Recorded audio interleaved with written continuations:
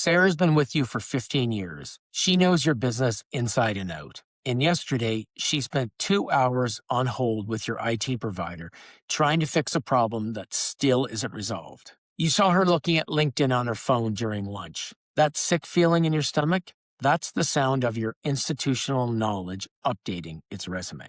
In the next 4 minutes, I'm going to show you the real cost of losing a key employee to tech frustration and the 3 conversations you need to have this week to prevent it. Stick around because I'm sharing a simple employee tech satisfaction survey you can use to find out how close your best people are to the edge before they hand in their notice. When business owners in the Maritimes realize their retention crisis is actually an IT crisis, they call Spartan Systems because the fastest way to keep great people is to stop wasting their time with broken technology. This one's going to be uncomfortable, but I care more about your business surviving than about being polite. Your people are telling you something, maybe not with words, but with their frustration, their workarounds, their increasingly short patience with the system. You need to hear this before it's too late. Here's what you're not seeing. Every time Sarah has to restart her computer 3 times to get into the system,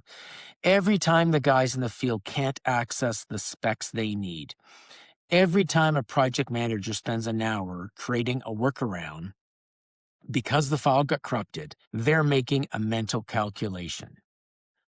Is this job worth this level of daily frustration? And their answer is slowly shifting from yes to maybe to undone. You're not losing people to higher pay or better benefits. You're losing them to companies that respect their time enough to give them tools that actually work. Most owners try to band-aid solutions. They apologize. They promise things will get better. They buy lunch to say thanks for dealing with the tech issues. Some even give raises, thinking that'll offset the frustration. Others just hope their people are loyal enough to stick it out. And look, loyalty matters, but loyalty has a breaking point, and you're testing it every time your technology fails them. Because your best people aren't mercenaries. They're professionals who want to do excellent work. And you can't do excellent work with broken tools. A raise doesn't compensate for the daily humiliation of looking incompetent in front of clients because your systems froze during a presentation. Free lunch doesn't make up for the frustration of staying late to redo work that got lost. Your people don't want more money. They want to stop fighting with technology so they can carry on and just do their jobs. When they finally leave, it's not about the opportunity that pulled them away. It's about the frustration that pushed them out the door. Here's how to keep the people you can't afford to lose. Step 1, have the honest conversation today. Pull them aside and ask them point blank, on a scale of 1 to 10, how frustrated are you with our technology? And what specifically is making your job harder? Don't defend, don't minimize, just listen and write it down. Then ask, if you could wave a magic wand and fix 3 things about our IT, what would they be? You need to hear what they're actually dealing with. Step 2, fix the visible frustrations first, the ones your team experiences every single day. Maybe it's a password reset nightmare. Maybe it's a slow network.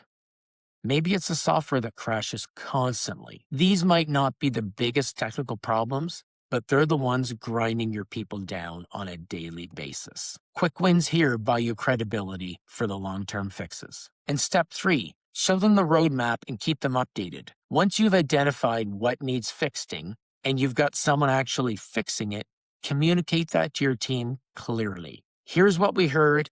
Here's what we're fixing. Here's the timeline, and I'll update you every couple of weeks on the progress. People can handle slow progress if they see progress. What they can't handle is feeling ignored. This works because it shows your people you're listening and you're serious about fixing it. I've seen this transformation dozens of times. An operations manager who was quietly job hunting 6 months ago is now your biggest advocate because you actually solve the tech problems that were driving them crazy. People don't need perfection. They need to know you see the problem, you value them enough to fix it, and you're making real progress. That's the difference between someone who updates a resume and stays on for another decade. Comment survey below, and I'll send you a simple text satisfaction assessment you can give your team. It's anonymous, takes 5 minutes, and will tell you exactly how close you are to losing people to tech problems. This survey gives you the truth you might not be hearing in daily conversations. Your people will tell you anonymously what they won't say to your face. You'll see patterns, the same 3 or 4 issues coming up repeatedly. And once you know what's actually driving your best people crazy, you can fix those specific things instead of guessing. Most owners tell me they had no idea how bad it was until they saw the survey results. Don't wait for the exit interview to find out. Thank you.